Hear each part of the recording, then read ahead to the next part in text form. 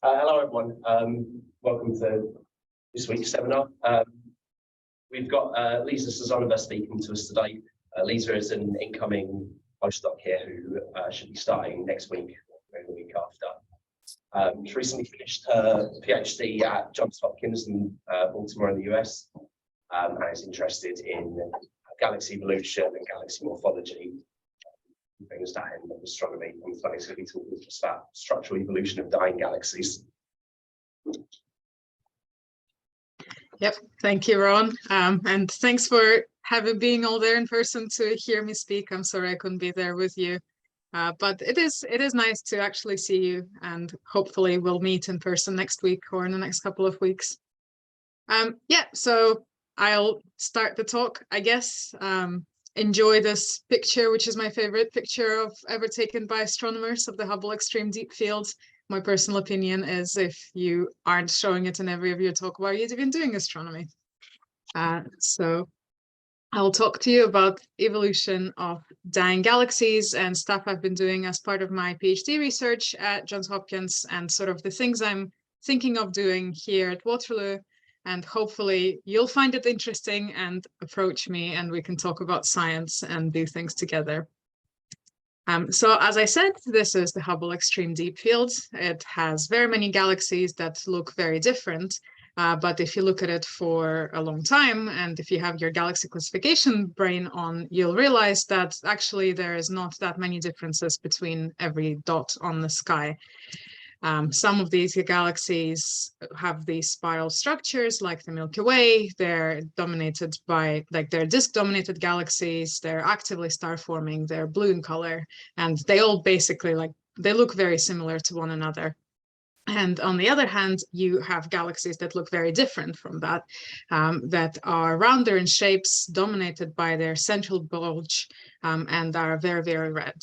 So I'm sure you'll know this, but sort of this is the framework of what I work on in terms of galaxy evolution. How do these blue star-forming spiral galaxies transition into these red and dead, as we call them, quiescent, lenticular and elliptical galaxies? So sort of what mechanisms can force a galaxy to go from the left side of the slide to the right side of the slide? And in all of my talks, I like to break it down in two different sort of pathways, or two different things that must happen for a galaxy to evolve from star forming to quiescent. Obviously, the star formation has to quench, because otherwise it wouldn't be a star forming galaxy anymore, but also the structure of the galaxy has to change as well. To the first order, a galaxy has to lose its spiral arms, but also it builds up a central bulge. And perhaps not all galaxies become completely spheroidal, but they become much more concentrated in the center. So not only you want to quench the star formation in the galaxy, but also you want to change its structure. And I think it's a really important sort of dichotomy to think about, because they're affected by very different physical processes. The star formation, as we know, is regulated by the gas physics inside the galaxy. So the gas needs to be able to cool down and compress and ignite to form stars. Gas is affected primarily by hydrodynamics. Whereas when we talk about the structure of the galaxy, especially if you're an optical astronomer, you are looking at the stellar structure, which is comprised primarily of stars, which on very sort of short timescales are not affected by hydrodynamics, and are instead affected by gravitational processes. So when we say some physical mechanism forces a galaxy to evolve from the left to the right, we are actually saying that you need a combination of a gravitational mechanism that will affect the structure of the galaxy, and the hydrodynamical one that will force the galaxy to stop forming stars. And personally, I don't think one single mechanism can do that alone, and instead we should be looking at sort of an interplay of different quenching mechanisms that achieve this in tandem for each galaxy. So as an astronomer, you can come up with a zoo of different quenching mechanisms and pick your favorite one. I will talk about some of them here. So we can split different quenching mechanisms into three main types. The first one is secular quenching.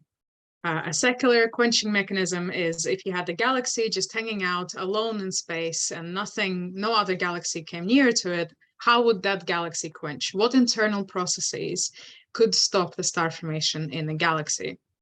And for the secular quenching mechanisms, I further split them into ones that affect sort of the gas that, as I said, are hydrodynamical in blue, and ones that affect the structure of the galaxy in green. So the sort of typical secular quenching mechanism people always talk about are winds driven by either by star formation or the central black hole. These winds do not easily affect the structure of the galaxy, but they can be very efficient at either heating up the gas or removing the gas completely so it can't form any more stars. But we also have secular mechanisms that will affect the structure, like bars or other instabilities in the galactic disk, or even the gradual buildup of the central bulge. The next sort of type that contrasts secular quenching is environmental quenching. Galaxies are not isolated islands just living alone in the universe. They live in different environments. And the environment of a galaxy can affect its life significantly, especially if a galaxy resides in a cluster environment with thousands of other galaxies. Clusters are very efficient at quenching galaxies through very many different mechanisms, many of which are hydrodynamical, affect the gas properties of a galaxy. So one you often hear about is ram pressure stripping, where a galaxy rams through the dense cluster medium, and that dense hot gas strips away the gas from the galaxy, quenching it. Although it's very efficient at quenching a galaxy, it's not very efficient at changing the structure of the galaxy, because it mainly works to remove its gas. So there are other mechanisms you can invoke in these cluster environments that could change the structure. For example, tidal interactions between the galaxy and other galaxies in the cluster, or the cluster itself. And last but not least, sort of in between the two, are interactions between galaxies, either in a pair or in a group. And one important type of interaction is mergers. Mergers have sort of their own special bit on the slide, because mergers can be shown to be extremely effective at quenching a galaxy, and also at triggering all these other processes that can lead to gradual cessation of star formation. So as I said, this is just a small sample of different things that could help you quench a galaxy, and there are many other things that I could talk about. But I will be sort of referring back to this schematic of different things that could be going on in this talk. So in my research, I focus, as I said many times already, on how does the structure of a galaxy change? Because I think it's very important and interesting to understand why the morphological change happens sort of on the same time scale as the quenching of star formation, and how can different mechanisms work together to lead to both these changes to occur at the same time. So before I talk about my actual projects that I've done in my PhD, a quick detour into how to measure galaxy structure for all of you who don't do morphology. I split sort of different measurement types into 3 different categories. The main question we want to answer is, how does a galaxy quench?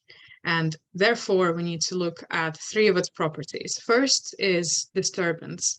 If we think that the galaxy is quenching because of a merger or a tidal interaction or something like that, or an instability, it will have a disturbed structure.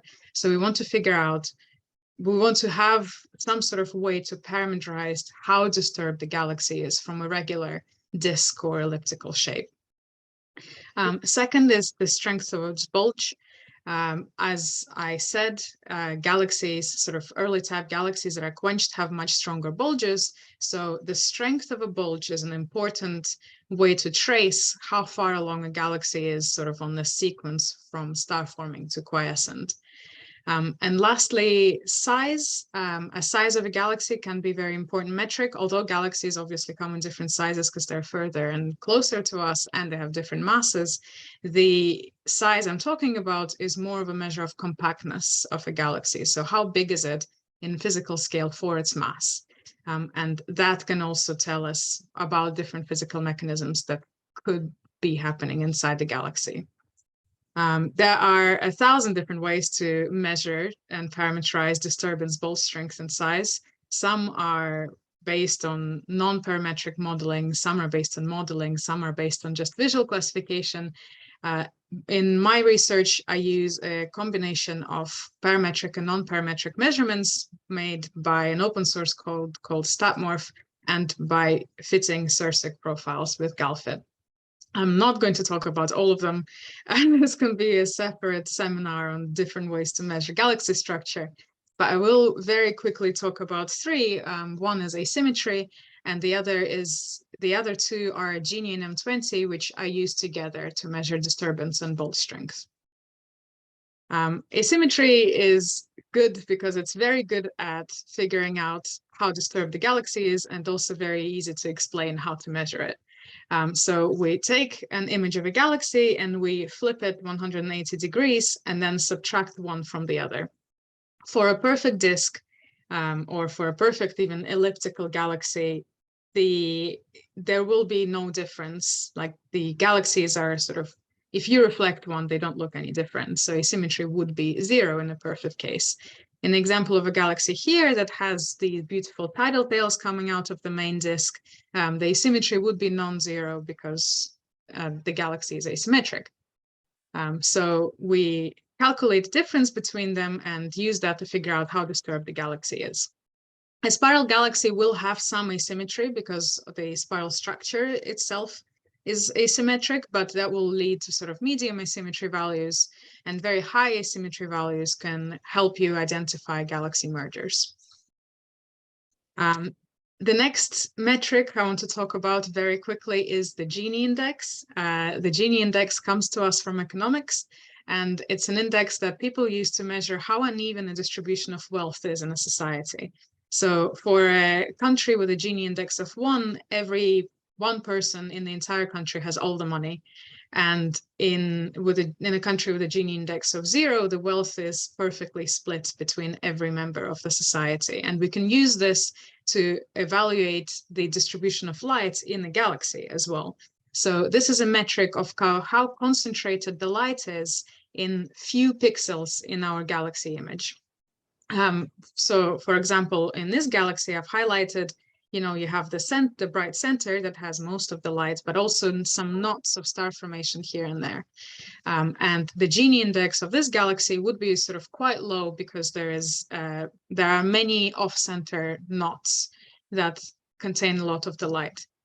Gini index is interesting because unlike other measures of bolt strength, it doesn't require the brightest pixel to be in the center. So even like in this example, for example, the brightest bit is not in the center of the galaxy. And that can be important because we can use it together with a different metric called M20. M20 is very similar. It also measures the bolt strength of the galaxy, but it specifically looks for the offset of the brightest pixels from the center of the galaxy. So M20 cares a lot about how off-center a distribution is. It finds the mathematical center of the light distribution and then just calculates the sort of median distance of the top 20% of the brightest pixels to that center. And because of this very subtle difference between the two definitions, together, Gini and M20 are very powerful and at picking out disturbed galaxies. So here is a very schematic picture of galaxies with different sort of combinations of Gini and M20. For a boring spheroid galaxy where all the light is in one or few pixels and also in the center, we'll expect both a high Gini and a low M20. For a disk galaxy where you have lots of sort of bright knots of star formation and also a bright center, would expect a low Gini index because the light is sort of evenly distributed along the galaxy, and a high M20 because the light is off center because it's in these knots of star formation. But a merger case that I have on the right is interesting because the light distribution, the brightest pixels are very off center. If you have these sort of two nuclei that are separated from one another, but the Gini index is still very high because you only have two bright bits in the galaxy. So using this combination of Gini and M20 can be very helpful to pick out this particular type of galaxy merger, where you have two nuclei that are coalescing but have not coalesced yet. So sorry for the interlude into how to measure galaxy structure. I'm going to go back to our original question of how do galaxies evolve and quench, and how do different processes act together to change a galaxy from star forming to quiescent. The first project I want to talk about is, to do this, we look at galaxies that are undergoing a transition. Because I can't just sit and watch a galaxy evolve, I can instead look at the galaxy that's quenching right now and try to figure out what's going on in it. And in my PhD research, I have done this in 3 different ways. So I've looked at 3 different galaxy populations and try to figure out what's quenching this particular galaxy population. So the first project I will talk about are galaxies in distant clusters. This sort of probes the role of environment in quenching star formation in the galaxy. Second, I did a very deep dive into the properties of post-starburst galaxies, which are very interesting because they are actually quenching at the moment, and they have a lot of very weird properties. And finally, I looked very briefly at barred galaxies and the role a bar instability has in regulating star formation. So without further ado, let's move on to galaxies in clusters. Clusters, as I said, are very important environments in our universe. Unlike sort of typical field and group galaxies, clusters will host hundreds to thousands of galaxies in one space, and that makes them very unique for galaxy evolution. Galaxy clusters are extremely massive. They have lots of galaxies, as I said, and these galaxies are moving past each other at very, very high speeds, so thousands of kilometers per second. Galaxy clusters, although we can't see this in optical imaging, are also filled with hot, dense X-ray emitting gas, and this gas is also very important for galaxy evolution as it can strip away the gas from the galaxies that are falling into clusters. From 1980s, we knew that galaxies and clusters are preferentially quenched. There are basically no star-forming spiral galaxies at present-day clusters, and instead there are a lot more elliptical early-type galaxies. So we knew that clusters are extremely efficient at quenching star formation. As I said before, there are many different processes that could be happening in a cluster that would lead to this result, including environmental quenching mechanism, but also mergers if we're looking at clusters where galaxies don't move past each other so quickly. But it's unclear which of these mechanisms are important. So the questions I asked in this project are, first, when did clusters become so important in quenching star formation?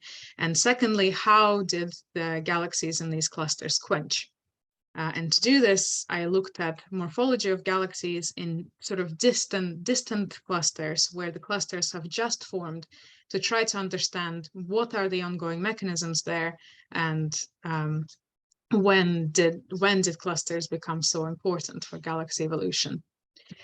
We looked at 4 different clusters in redshifts between 1.2 and 1.7 that were all imaged using the Hubble Space Telescope.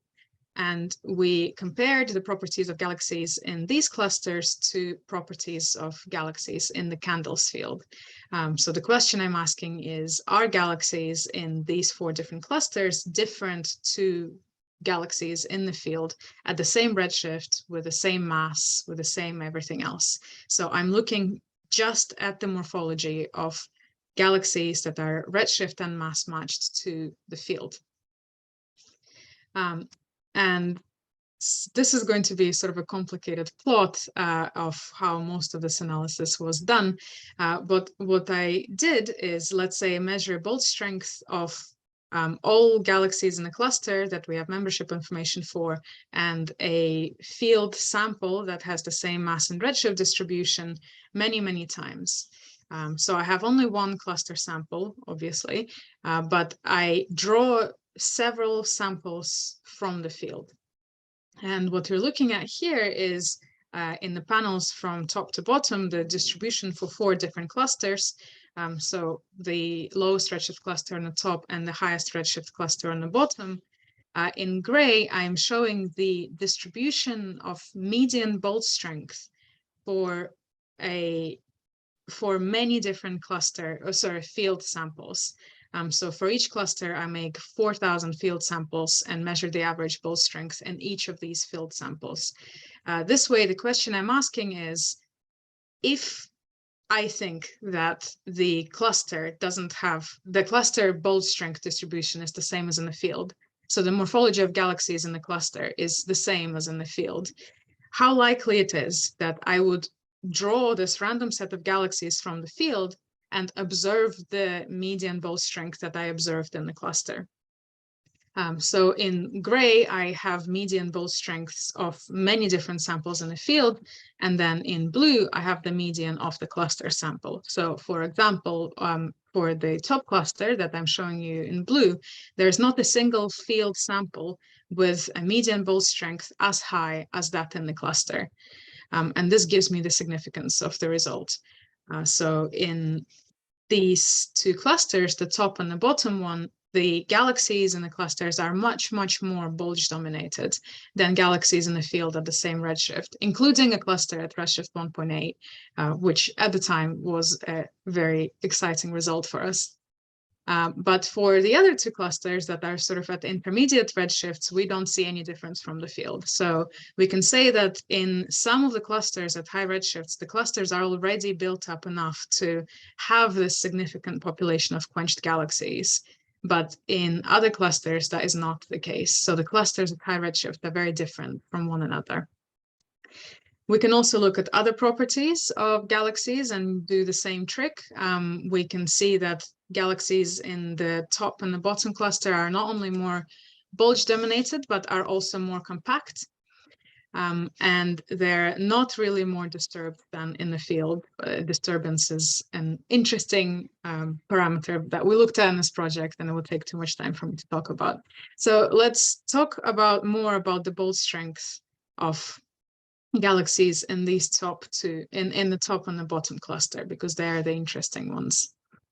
The next thing we did is split galaxies in these clusters into disk and bulge dominated ones to try to figure out if for a given cluster population, okay, you have some of them are more bulge dominated, some are more disk dominated.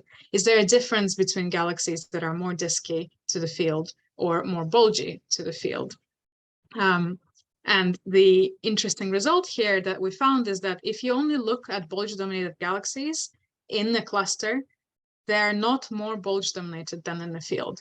So once a galaxy becomes early type, it will not be more bulge-dominated in the cluster than in the field. It reaches sort of the same point. However, if you look at galaxies that are not yet completely bulge-dominated, galaxies in clusters are much more bulgy than galaxies in the field. And I think that this is a sign of sort of an ongoing transition. So although our clusters host some disk galaxies, these disk galaxies are more bulge dominated. They're now moving towards being more early type. Another way we looked at this data set is by splitting galaxies into lower and higher masses to try to figure out if the cluster environment affects galaxies of different masses in different ways. And what we found here that was interesting is that for high mass galaxies, there is not that much difference between field and cluster samples. However, in low mass galaxy sample, the clusters, that low mass galaxies in clusters are much more bulge dominated than low mass galaxies in the field. So this is telling us that these 2 cluster environments are much more efficient at quenching low mass galaxies than the field is, whereas high mass galaxies, whether in a field or in a cluster, are more likely to be bulge dominated anyway. So these cluster environments are enhancing the quenching in a lower mass regime. So as sort of a conclusion of this project, we found that galaxies, when we ask our question, when did galaxies quench and how, when is a difficult question to answer, that in half of the clusters we studied, the galaxies are already much more bulge dominated in the field than in the field. So even at redshift 1.7, clusters can be very efficient in building up this early type population. But that is not the case across all of the clusters. So there is still a lot of cluster to cluster variation at high redshift. And when we talk about how galaxies quench, we found that galaxies and clusters are very compact and very bulge dominated. And this is showing us that the clusters are enacting morphological change, not only quenching star formation. So if you remember when I talked back about ram pressure stripping, for example, ram pressure stripping would not easily make these compact galaxies in a cluster because it works primarily by removing gas, not forcing a galaxy to become more compact. So what we argue is that gas removal is not the only important process at these high redshift clusters. And to reproduce the sort of compact morphologies we observe, you need other more gravitational processes, such as mergers in early clusters, or tidal interactions with the cluster potential, or pre-processing as a galaxy falls into the cluster. And finally, we found that in high redshift, at least in these two clusters, it is preferentially lower mass galaxies that undergo these changes, not the higher mass ones. Can I ask a question about the first point?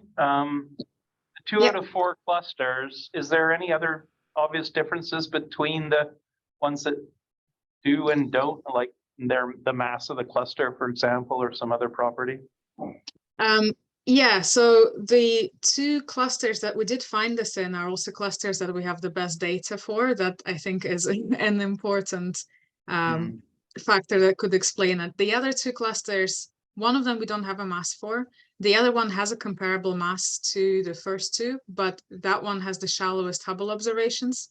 And what makes it most complicated is that the 2 clusters we don't see the difference for are only 1 arc minute apart from each other on the sky, and are only like 0.05, like their differences, their redshift is 1.4 and 1.45. So we don't know if these clusters, they might even be interacting. But even if they're not interacting, it's very difficult to get the cluster membership for those 2 clusters without overlapping the samples. So the other 2 clusters were just a complicated data set to work with. Okay. Okay, so if you have any more questions about this cluster project, you can ask me now, I guess, or I can move on to the next thing. I have a question. I kind of don't see how you're reaching this conclusion about the processes. Like, for example, when you say gas removal is not enough, how do you know? What is that based on? Sorry, can you repeat the question? Oh, so I'm saying that I see how you make these inferences. At the bottom. For example, when you say gas removal or ram pressure stripping is not enough. So what is that based on? So in this project, I've not looked at star formation properties of the cluster galaxies at all. So when I say the galaxies are quenching, I can't actually say that. All I can say is that galaxies in these clusters are compact and bulge dominated. From experience, we know that usually means they will either quench soon or they're quenched, but they have early type morphology. Ram pressure stripping is a gas removal process. So ram pressure stripping can give you a red galaxy, but it will be a disk dominated red galaxy. So for example, passive spirals you find in local clusters. Maybe there are papers that say that maybe with like enough ram pressure induced shocks, you can build up a bulge and make more of an lenticular type galaxy. But RAM pressure stripping will not give you sort of a compact spheroid morphology that we see in these clusters. I see. Thank you. Okay, well, thanks for your questions. So as I said, sort of an intermediate conclusion is that in our project, we find that, in my opinion at least, that RAM pressure stripping does not give us the results that we does not give our results, and we need a combination of RAM pressure stripping and sort of more gravitational effects such as tidal perturbations or mergers to get the compact quiescent galaxies we see in these clusters. So the second project I worked on was a huge step back from high redshift clusters, and instead I looked at low redshift post-starburst galaxies. Post-starburst galaxies, as I said, are interesting because they actually trace the transition between star forming and quiescent galaxies.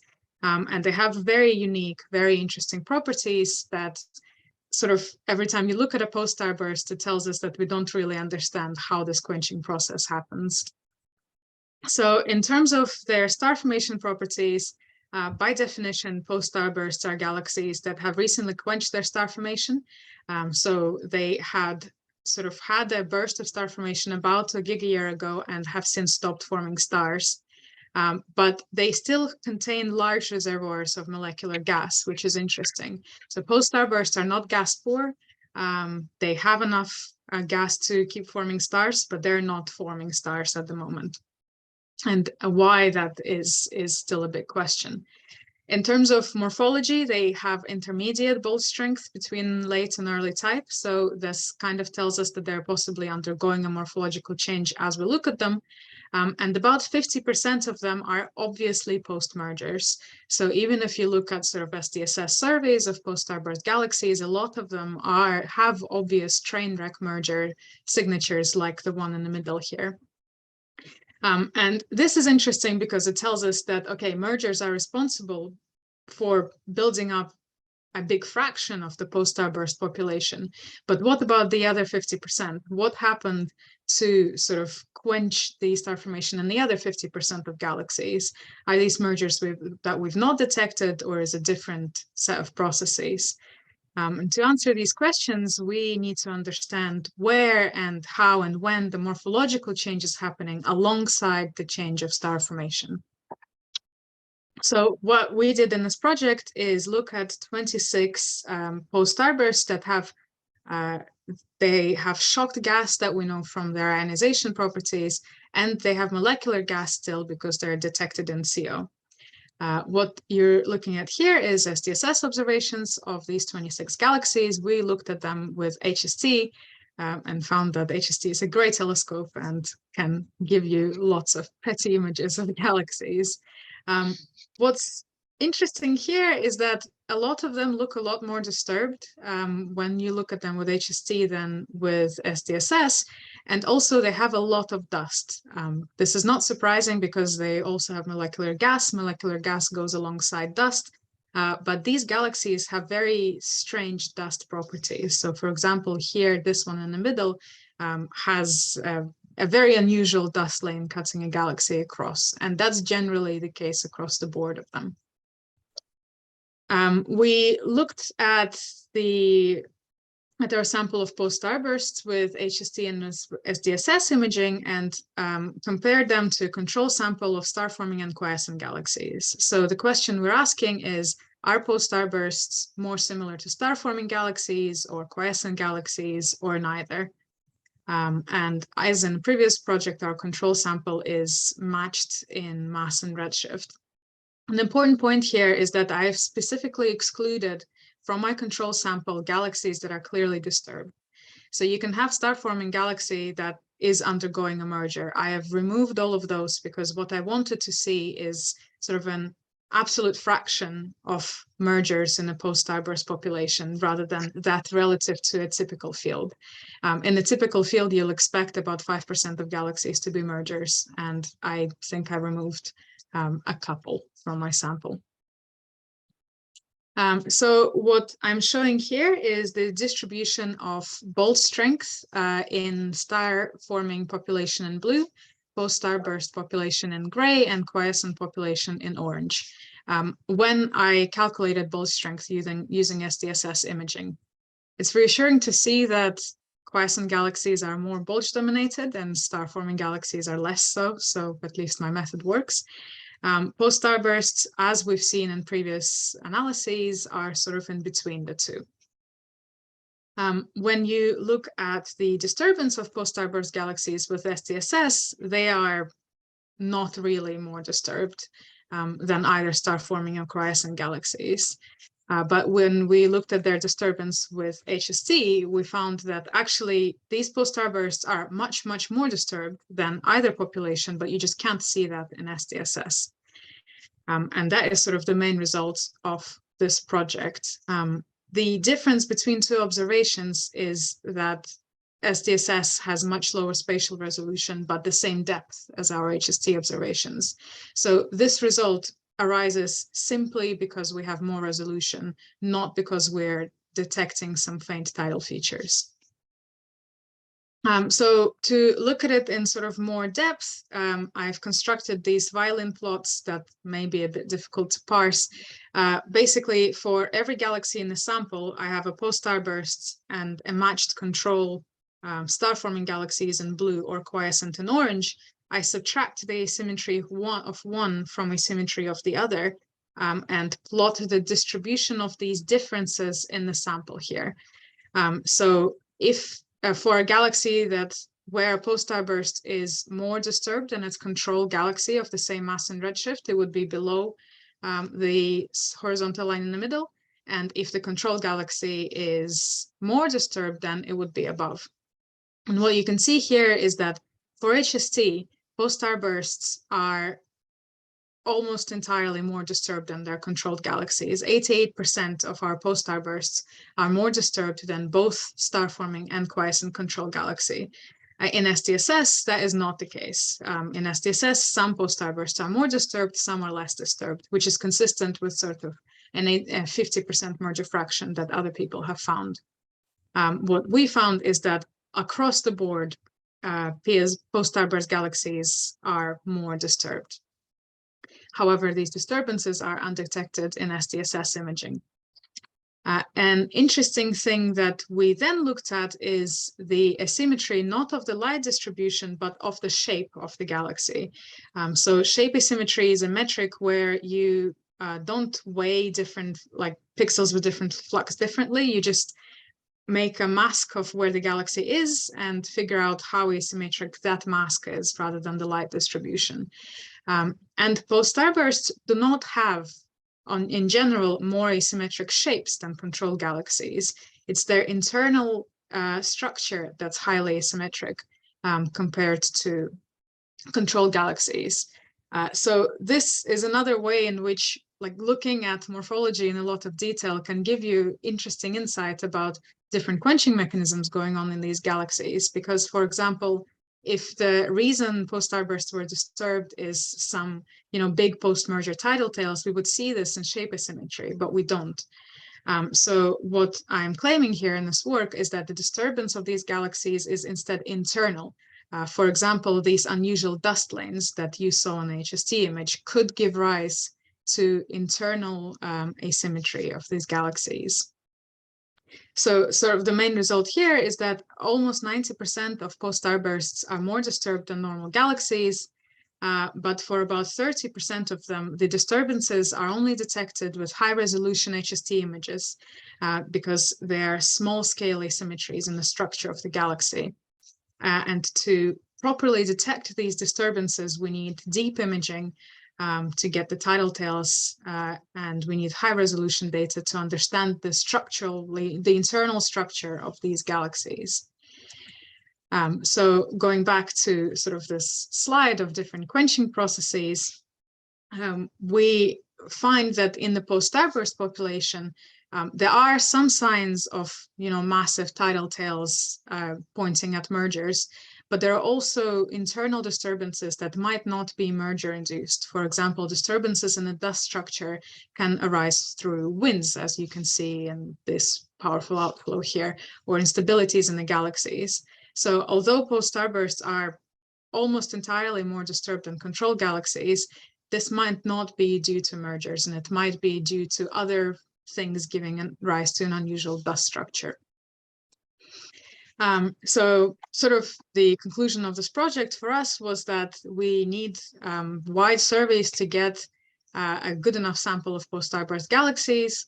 We need deep imaging to detect faint merger features, and we need high-resolution images to detect these small-scale disturbances that we see are important. So we need infinite hours of HST time.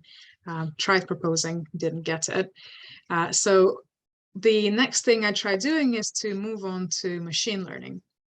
And this is the project I'm working on at the moment, and that I am planning to continue working on as a postdoc at Waterloo. So hopefully this is interesting to some of you. What I'm trying to do now is to find a way to measure sort of underlying morphology of the galaxy by accounting for noise and resolution of the image. So here you see on the left an illustrious galaxy that has hypothetically infinite depth and not an infinite resolution, but a better one than SDSS. And there are lots of clumps and sort of asymmetric structures that you can see in the real galaxy. However, when you observe it with a telescope, you're adding noise and you're adding atmospheric seeing effects. You blur out all of these structures and you lose the information about the asymmetry of this galaxy. What I'm trying to do is to use machine learning to recover these asymmetries from the observed images. So can we use the observed image from the telescope to recover the underlying structure of the galaxy with machine learning?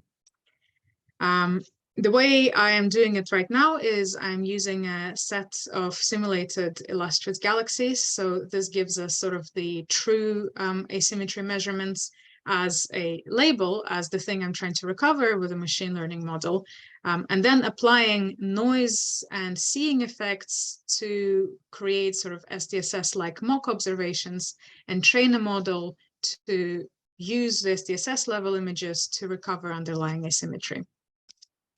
The sort of workflow of this project is to get our training set of a bunch of simulated galaxies and train the model to recover the true underlying asymmetry.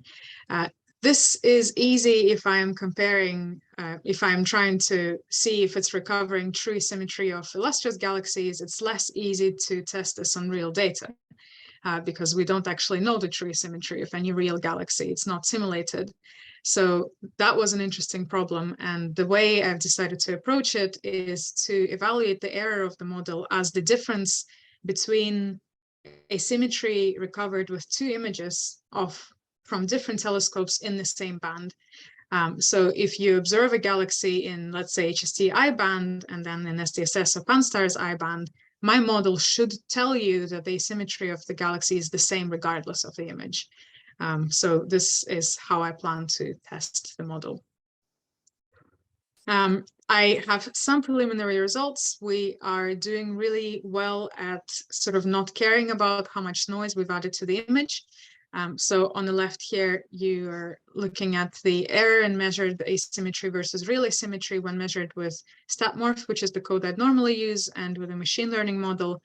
And the error is always there.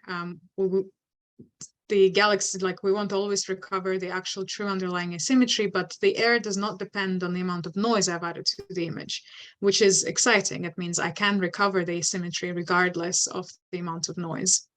But there still is a bias in my model in terms of the dependence on the actual underlying asymmetry. So for galaxies that are highly asymmetric, that have true asymmetry of 0.6 or so, both the machine learning model and the traditional sort of model will underpredict the asymmetry. And this is something that I'm trying to fix right now.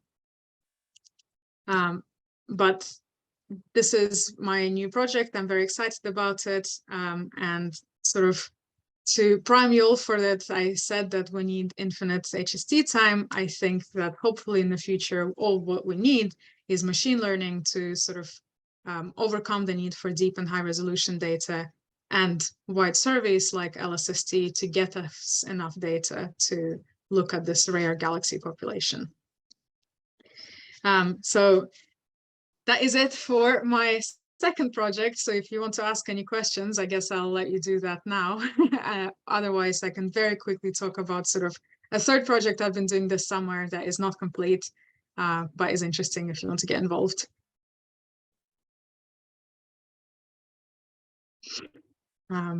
Okay, well, if you don't have any questions, I'll move on. This is going to be very quick because I know I'm running short on time. But the last thing I wanted to look at are barred galaxies. Here's an example of a barred galaxy. Bars can be very important for regulating star formation in the galaxy, but we don't know a whole lot of them because although we can see a bar with our eyes, we can't easily measure properties of a bar in a galaxy. And so it's difficult to answer more quantitative questions about them. Into first order, we don't even know if bars are effective at quenching a galaxy or do they first fuel star formation. We know that some bars are stronger than others, but we don't know if these are different phenomena. We don't really know how they form, and we don't really know how they disappear if they do. And the reason we can't really answer all of these questions is because it's hard to quantitatively study bars. So I worked with the Galaxy Zoo team at Oxford to try to approach that using machine learning.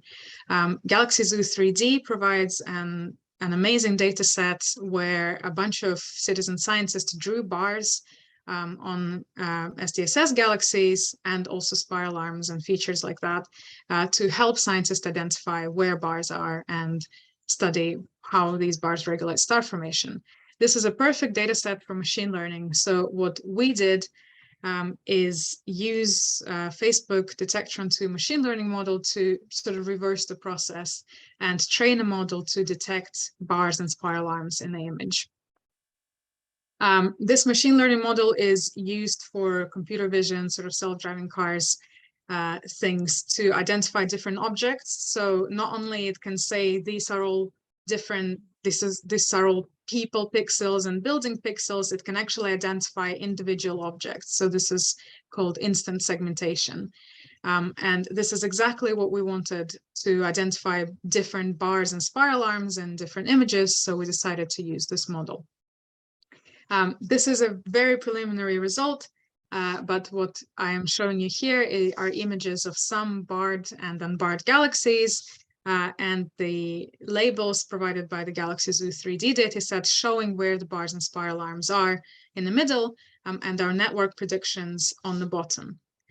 So the network is not perfect yet, but what's interesting to see is that in some cases, the network is already outperforming the citizen scientists. For example, this sort of fourth galaxy from the left, the network is able to identify spiral arms where citizen scientists could not. It's also able to detect bars in some of these galaxies. So we think this is very, very promising, but very preliminary still. Once we have this data set, we can then use the machine learning identified bar regions to measure the bar access ratio and the bar sort of flux ratio to figure out how bars affect star formation in the galaxy. Preliminary results, are bars important in quenching galaxies? Yes, with a very high significance, but a very large scatter. So this is still something we're trying to figure out. But as the bar gets longer or wider, or more importantly, has more of the galaxy flux in the bar, the star formation does decrease, but there's still a lot of deviation from galaxy to galaxy and what is the bar doing in the galaxy. There's a million plots that will be in a paper that I'm writing right now. But what I want to talk about very briefly as sort of a proof of concept is the dependence of different galaxy properties on bar strength in low mass star forming galaxies, because that sort of was a proof of concept of our project working.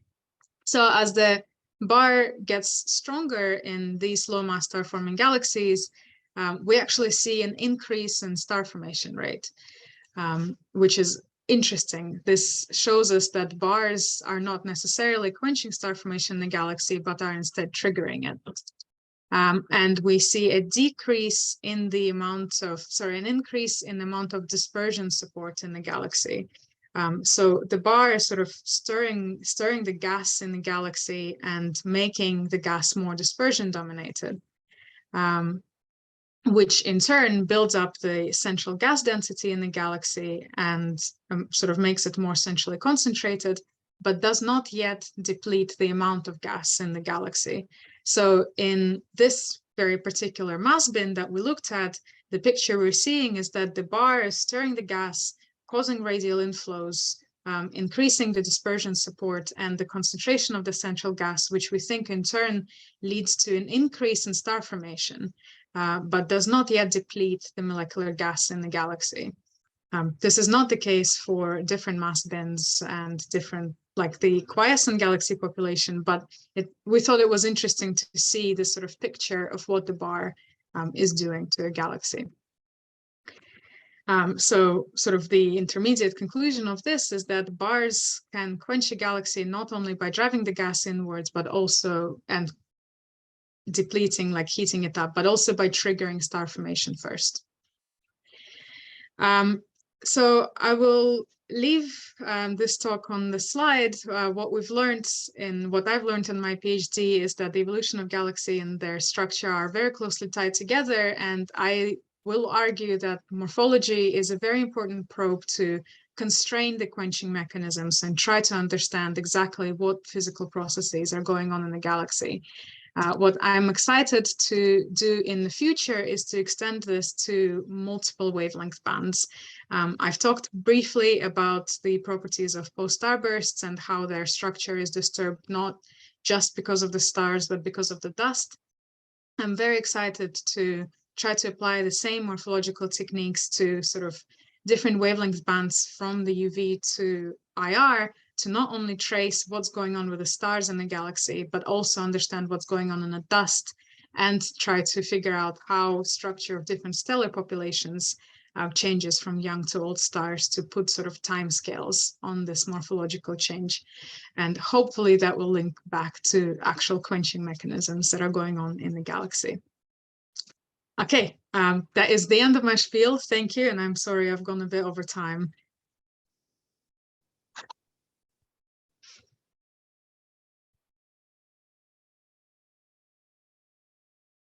Okay, questions, anyone? Right. Thanks. I have one question. Has there been any study of bars in simulations like Illustris TNG that you mentioned, and are they similar? Yeah, that's a good question. So simulations, there are a lot of early simulations of bar formation in individual galaxies by Athanasula and their group from sort of the 80s. And they did very, very detailed result simulations of bar formation and everything. Illustris is, so that was like sort of the golden age of bar simulations. In terms of cosmological simulations, it's a bit more tricky because bars are quite sort of small structures, and even Illustris TNG 50 has a softening length that isn't really enough to properly resolve a bar. So there are studies of barred galaxies in Illustris, but the bars in Illustris are not great because the resolution is not very good, not good enough to resolve these structures. Thank you. James has a question online. Yeah, thanks. Great talk. I had a couple of questions, actually. One was, so thinking about morphology, a lot of the things you invoke, or at least some of them, I would think of making a big difference in the plane of a disk galaxy and out of the plane. Mm-hmm. Have you thought about splitting things at all with a sort of estimated angle of inclination? Because it seems like although you won't see that many edge-on systems, the edge-on systems are really telling you something potentially quite different, even with Genie and M20 and things like that. Mm-hmm. That is really interesting. So I've not done it, and not a lot of people do it either. I mean, I've not seen many papers that would like look at dependence on inclination. I think it would be really interesting. So one of the things, for example, that could be a good use for that is if you try to do morphology in the infrared, you could actually see dust outflows like those dust cones you can see in infrared in inclined systems, much more so than in face-on ones. I think that would be really interesting. Yeah. I guess then also on the bar stuff, do you have, I mean, it wasn't clear, I lost track of which data set that was. Do you have molecular gas for any of your sample? Yes, we have molecular gas for some of them. So this is still a very work in progress, but the stuff I did with the bars was on galaxies with 3D, which are all manga galaxies. And a lot of manga galaxies have molecular gas measurements as well, but not all. Because that's, yeah, I mean, I would think that you might see big effects there, right? I mean, that's what the bars are supposed to be doing, I guess, is molecular gas around. I'm just trying to remember. I had a third question, but anyway, it'll come to me later. All right. Okay, any other questions? Oh, Mike just got in there. Is it hard to separate bars and bulges? So it depends what you're using. I find that citizen scientists do pretty well at drawing where the bulge is and where the bar is. A more traditional method is, for example, using GalFit to do a three-way decomposition of like disk, bar, and bulge.